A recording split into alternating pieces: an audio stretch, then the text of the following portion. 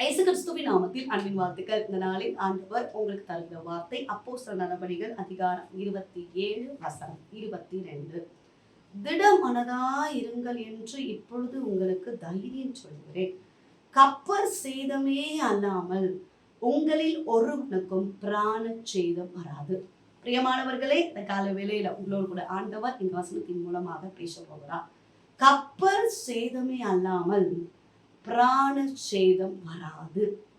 திடமனதா இருங்க அப்படின்னு பவுல் கப்பல்ல பிரயாணப்பட்டு போய்கொண்டிருக்கிற மற்ற எல்லாரையும் பார்த்து சொல்லுகிறத நம்ம பார்க்கிறோம்.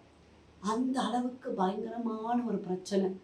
சூரியனை பார்க்கவே இல்லை, பயங்கரமான காரில் பயங்கரமான காற்று, சாவுதான் வரப்போகுது, மரணம் தான் வரப்போகுது அப்படின்னு சொல்லி எல்லாரும் பயந்து கொண்டிருக்கிற இந்த சூழ்நிலையில தான் திட்டமானதா இருங்க, உங்களுக்கு ஒரு நாள் பிராண சேதம் வராது, கப்பல்ல தான் சேதம் வரும், ஆனா பிராண சேதம் வராது அப்படின்னு சொல்லி பவுல் தைரியம் சொல்லுகிறதை பார்க்கிறோம். இந்த தைரியம் பவுலுக்கு எப்படி கிடைத்தது என்றால், பவுல் கர்த்தருடைய வார்த்தையை பெற்றுக்கொண்டுட்டார். காரணம், கர்த்தர் பவுலோடு சொன்ன காரியம், பவுலே நீ பயப்படாத, ஒன்றும் நடக்காது, நீ ராயனுக்கு முன்பாக போய் நிற்க போகிற அப்படின்னு சொல்லி கர்த்தருடைய வார்த்தையை பெற்றுக்கொண்ட பவுல் கர்த்தருடைய வார்த்தையை நம்பினாரு. கர்த்தர் இப்படி சொல்லிட்டாரே, அவர் சொன்ன வார்த்தை நிறைவேறுமே, அவர் சொல்லப்பட்ட பிரகாரமே எனக்கு நடக்கும், அதனால என்ன பிரச்சனை வந்தாலும், கப்பலே மூழ்கி போனாலும் ஒருத்தருக்கும் பிராண சேதம் வராது. காரணம், கர்த்தர் என்கிட்ட பேசியிருக்கிறார் என்ற ஒரு தைரியம் அவருக்கு இருந்ததுனாலதான் மற்றவர்களுக்கு தைரியம் சொல்கிறது நம்ம பார்க்கிறோம். ஏசப்பாவுடைய வார்த்தை கேட்டுக்கொண்டிருக்கிறீங்க, ஏன் சோர்ந்து போகிறீங்க, ஏன் கவலைப்படுகிறீங்க? குடும்பத்தில் நடந்து கொண்டிருக்கிற சில சூழ்நிலைகள், சில பிரச்சனைகள் உங்க விசுவாசத்தை தளர விடுகிறது. கர்த்தர் உங்ககிட்ட பேசியிருக்கிறாரே, கர்த்தர் வார்த்தை கொடுத்திருக்கிறாரே, ஏன் அந்த வார்த்தையை நம்பாமல் விசுவாசிக்காமல் இருக்கிறீர்கள்? பிரியமானவர்களே, பவுல் விசுவாசிச்சாரு, பவுல் நம்பினாரு.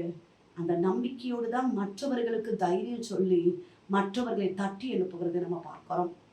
கர்த்தர் சொல்லப்பட்ட பிரகாரம் நடந்தது. ஒருத்தருக்கு கூட பிராணச்சேதம் வரல. உங்ககிட்ட கர்த்தர் என்ன சொல்லி இருக்கிறாரோ அந்த வார்த்தை நிறைவேறும். உங்களுக்கு ஒரு குழந்தையை தருவேன்னு அவர் சொல்லியிருந்தா அவர் நிச்சயமா தருவார்.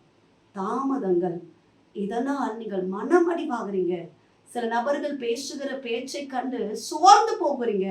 கவலைப்படாதீங்க, கர்த்தர் சொல்லியிருக்கிறாரே, சொல்லப்பட்ட பிரகாரம் உங்க வாழ்க்கையில நிறைவேறும். திட்டமானதாயிருங்கள், கர்த்தர் நடத்துவார். ஜெபிப்போம். எங்களை நேசிக்கிறீங்க நல்ல தகப்பன், இந்த கால வேலைக்காக நன்றி செலுத்துகிறோம். கர்த்தர் தந்த நல்ல வார்த்தைக்காக நன்றி அப்பா. நீ சொல்லப்பட்ட பிரகாரமே நடக்கும் என்று பவுல் நம்பினார், விசுவாசித்தார், காத்திருந்தார், அதற்காக ஜெபித்தார், மற்றவர்களுக்கும் தைரியம் சொன்னதை நாங்கள் பார்க்கிறோமே. அருமையான தேவ பிள்ளைகளுக்காக ஸ்தோத்திரம். சோர்ந்து போயிருக்கிறாங்கப்பா, கவலையோடு இருக்கிறாங்கப்பா. கவலைகள், நெருக்கங்கள், பலவீனங்கள் இயேசுவின் நாமத்தினால மாறட்டும். கர்ப்பத்தின் கனிக்காக காத்திருக்கிற பிள்ளைகளை ஆசீர்வதிங்க, கர்ப்பிணிகளை ஆசீர்வதிங்க, திருமணமாக வேண்டிய பிள்ளைகளை ஆசீர்வதிங்க, நல்ல வேலை வாய்ப்புக்காக காத்திருக்கிற பிள்ளைகளை ஆசீர்வதிங்கப்பா. எக்ஸாம்ஸ் எழுதியிருக்கிற பிள்ளைகளுக்காக ஸ்தோத்திரம்.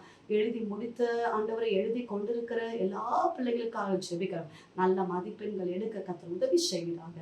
குடும்பங்கள சமாதானம் உண்டாகட்டப்பா, சந்தோஷம் உண்டாகட்டும். செய்கிற வியாபாரங்கள், தொழில்கள், சகல நன்மைகளையும் ஆசீர்வதிங்க. இயேசு கிறிஸ்துவின் நாமத்தில் ஜெபிக்கிறோம் எங்கள் ஜீவனுள்ள நல்ல தகப்பனே, ஆமென். பிரியமானவர்களே, கர்த்தர் உங்களோடு பேசியிருக்கிறார், கர்த்தர் உங்க கூட இருக்கிறார், ஆச்சரியமாய் நடத்துவார். உங்களுக்காக உங்களுடைய ஜெப விண்ணப்பங்களுக்காக நாங்கள் ஜெபிக்கிறோம். நீங்களும் எங்களுக்காக, எங்கள் ஊழியர்களுக்காக ஜெபித்துக் கொள்ளுங்க. டிவோஷன் மூலமாய் உங்களோடு ஆண்டவர் பேசுகிறதை பகிர்ந்து கொள்ளுங்க. இந்த வார்த்தை அநேகருக்கு பிரயோஜனமா இருக்கும் என்றால் அநேகருக்கு ஷேர் பண்ணுங்க. God bless you.